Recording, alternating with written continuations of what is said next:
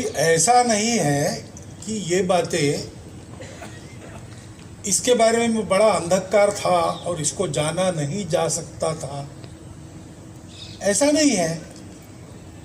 इन सबको जो अंधेरे में धकेल दिया गया उसके पीछे तो एक उद्देश्य है, वो हम जानते हैं। 1857 के बाद जब अंग्रेजों ने देखा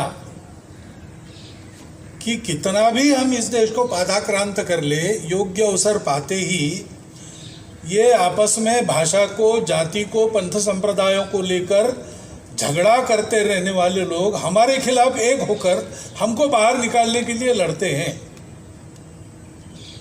तो उन्होंने अपने समाज का अध्ययन किया, हमारे एकता के मूल में क्या है, और उन्होंने हमारी सामाजिक स्मृति को नष्ट करने का प्रयास किया। अब स्मृति जब बताई जाती है तब उसका तो प्रमाण नहीं देते। कल मुझे एक चीफ जस्टिस मिले थे जो भागवत जी को भी मिले, ऐसा कहा उसका प्रमाण न उन्होंने दिया, मैं न देने वाला। अगर उन्होंने कहा बात हुई तो बात हुई, मैंने कहा बात हुई तो हुई, प्रमाण की क्या बात है। लेकिन धूर्त लोग ऐसा करते हैं। जो कहानी है, पंडित जी को सत्यनारायण की पूजा में बछड़ा मिला दक्षिणा में, कंधे पर उसको लेके गए, तो 3 धूर्तों ने सोचा कि इनसे छुड़ाना चाहिए इसको। तो एक धूर्त बीच में जाके खड़ा हो गया कि अरे अरे महाराज, आप धर्म देवता, ये क्या पाप कर रहे हैं, ये क्या हुआ। तो कुत्ते का बच्चा कंधे पर लेके घूम रहे आप। उसने कहा तुम्हारी आंखें फूट गई क्या, सत्यनारायण की पूजा करने गया था, दक्षिणा में मिली है बाची। तो बोले अच्छा, अब आप अपने बचाव में ये सब बोलेंगे तो आप तो ब्राह्मण देवता है, आपका तो हम विरोध नहीं कर सकते, लेकिन दुनिया तो देखेगी और जो सच है वही बोलेगी।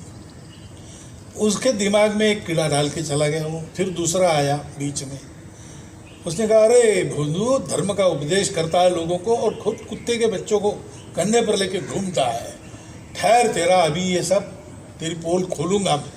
तो उसको लगा कि क्या ये दूसरा भी वही कह रहा। उसने उस बाछी को उतारा, देखा तो थी बाछी।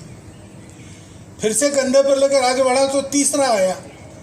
अब जब 3 बार लोगों ने कहा तो उसको लगा कि मेरी ही आंखें मुझे धोखा दे रही, ये कुत्ते का ही बच्चा है, उसको छोड़ के चला गया। ऐसी एक कहानी हितोपदेश में आएगी। ये प्रयोग हम पर हुआ है और हम उसमें फंस गए। इसका कारण है कि हम अपने आप को भूल गए। अमृतलाल जी नागर का उपन्यास है एकदा नैमिषारण्य। उसके कथा सूत्र में ऐसा है कि एक भारत है जो कथा का नायक है, और भारत की एक प्रज्ञा है जो उससे बिछुड़ जाती है। तो प्रज्ञा से वियोग होने के कारण वो स्मृति भ्रंश हो जाता है और सब कुछ वो भूल जाता है और पागल जैसा हो जाता है। यहाँ तक कि अपने ही संतानों को विषैले सर्पों के भरे कुएं में झोंकने में वो कम नहीं करता। फिर घूम घाम के उसको उसकी प्रज्ञा वापस मिलती है और फिर सब ठीक होता है। ऐसा कथा सूत्र है उसका, आपने पढ़ा होगा। तो यही बात हमारे साथ हुई। हमने अपने प्रज्ञा को खो दिया। सरस्वती प्रज्ञा की देवी है, उसको हमने खो दिया। और इसके चलते दुनिया के धूर्तों के जो हम पर प्रयोग चले बाद में, वो यशस्वी हुए। और इसलिए फिर एक बार उस सत्य को बताने की आवश्यकता है। दुनिया को बताना जितना आवश्यक है उतना हमारे यहाँ हमारे लोगों को बताना उतना ही आवश्यक है, क्योंकि अभी भी हम उसी में घूम रहे। अब एक तो ऐसा वर्ग है जो भ्रमजाल में फंसना चाहता है और उसको असत्य से भी परहेज नहीं है। उसने अपने प्रमाण खड़े कर दिए। यानी आपका राजतरंगिणी ऐतिहासिक ग्रंथ नहीं है, हम जो कहते हैं वही इतिहास का प्रमाण है। उसने हमारे प्रमाण बदल दिए, उसने हमारी भाषाएं बदल दी, उसने सारी बातें हमारी बदल दी, अपनी स्थापित की, अपने रण विजय के भरोसे अपना तंत्र स्थापित किया और हमको कहा कि आप इस कसौटी पर खरे उतरो। और चूंकि हम गुलामी मानसिकता में थे, हम उनकी कसौटी पर अपने आप को खड़ा करने के लिए लग गए। लेकिन अब तो हम स्वतंत्र हो गए।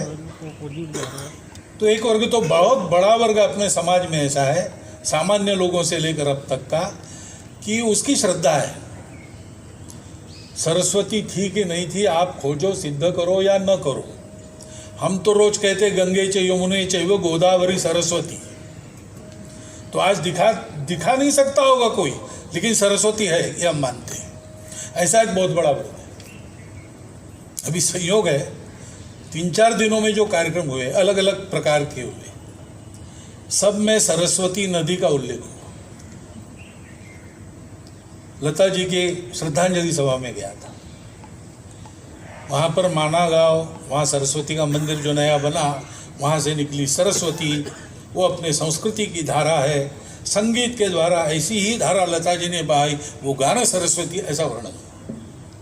कोई वहाँ विद्वान यानी इतिहास के विद्वान नहीं थे, प्रमाण पाठ, लेकिन उनके मन में सरस्वती है, वो उसकी उपमा दे रहे हैं।